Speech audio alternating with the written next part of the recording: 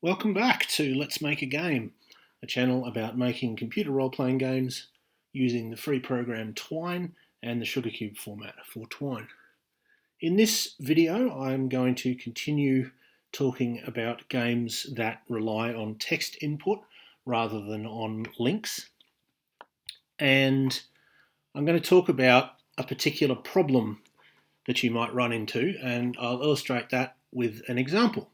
Let's say that you have added a couple of items to your game. You've added a loaf of bread, which the player can eat, and you've added a book, which the player can read.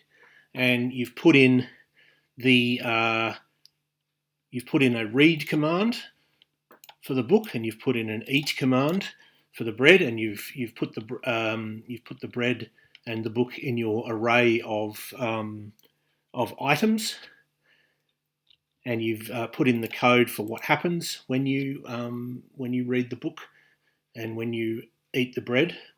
But you have a possible problem that you might not have noticed, and that is that the way that we're deciding what command the player has entered is that we're going through all of the possible commands and we're looking to see if the particular text appears in the text that the player has entered.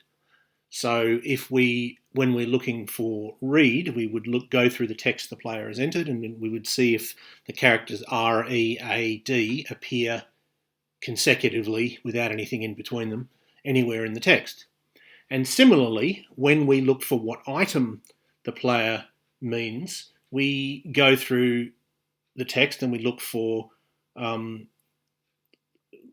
the characters that represent that item. So for the book, we'd look for B-O-O-K, and for the loaf of bread, we'd look for B-R-E-A-D.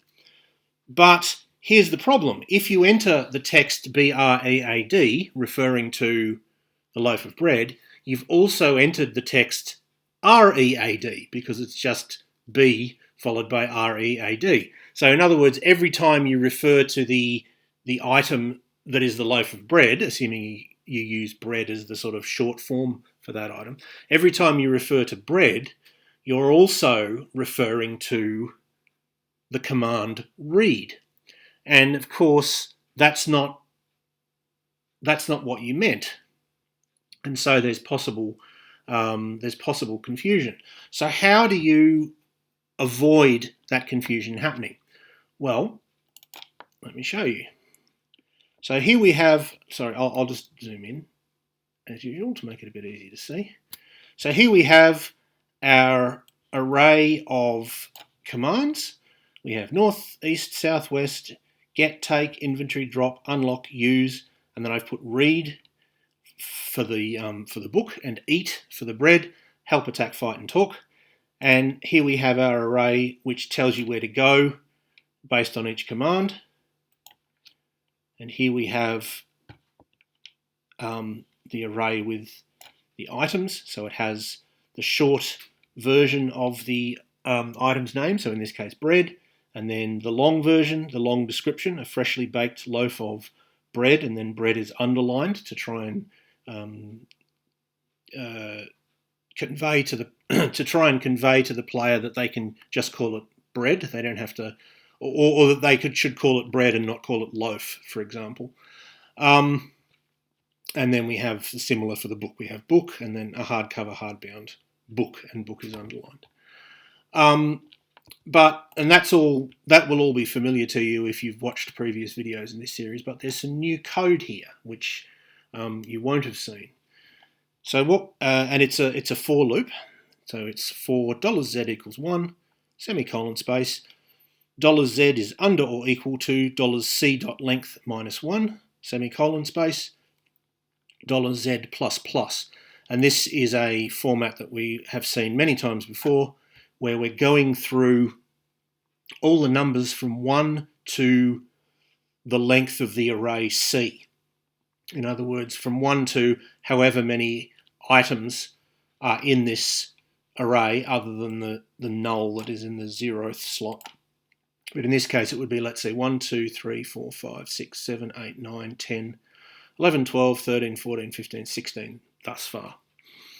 And for each of those numbers, we're going to set $C square bracket $Z n square bracket equals quote space quote plus $C square bracket $Z n square bracket. In other words, we're going to add a space at the start of $C square bracket $Z, and because Z goes from 1 to the length of $C, in other words, we're going to go through every slot in the array $C, and we're going to change it from what it currently is to a space plus what it currently is. So put a space in front of it. So when we're looking for commands, because $C is the array we use for that, we won't look for example, drop.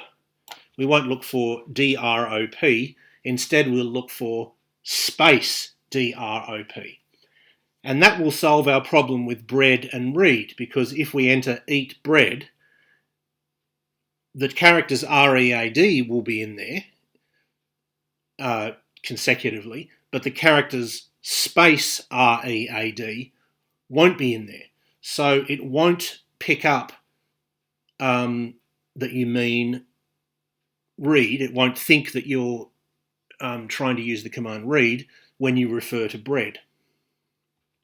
But that, as you might have already guessed, that creates another problem, which is, let's say you enter something like this. I'll just type it here for ease of value. Let's say you say get key, right?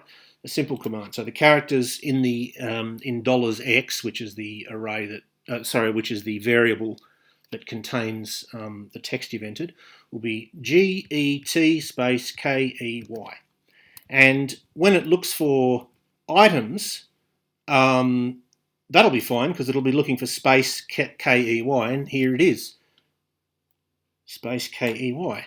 But when it looks for the command get, it'll look for space GET, and it won't find that because it isn't space GET, it's just GET. It's GET space KEY. So, and of course that would be true of whatever command we've put at the beginning. If we go west, in the sense if we enter WEST, well, it won't find space WEST, and so it won't know that you mean west. So we have to enter another piece of code to account for that, and it's very, very simple. It's not on this screen. It's when we process the action. If you remember from previous videos, we have input, and we enter the text through a text box, and it gets put in the variable $X, and then we go to the next screen, which is process action. And all we do is we say set $X equals quote space quote plus $X. So if we've entered get key, it'll turn it to space, it'll become space GET space KEY. And that way, when it's looking for space GET, it'll find it. So once we've entered those two bits of code, once we put now, of course, I didn't have to have this loop. I could have just, in this array, I could have just entered it as space north, space east, space south, and so on. But I just thought it was safer. You know, I might forget to do it in a particular one when I'm entering a command. I just thought it would be more reliable to have a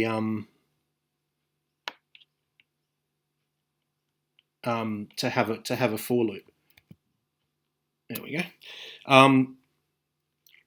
So yeah, I could have instead of this loop, I could have done it sort of by hand, as it were, by putting a space in each one of these. And if you prefer to do that, then of course that's perfectly fine.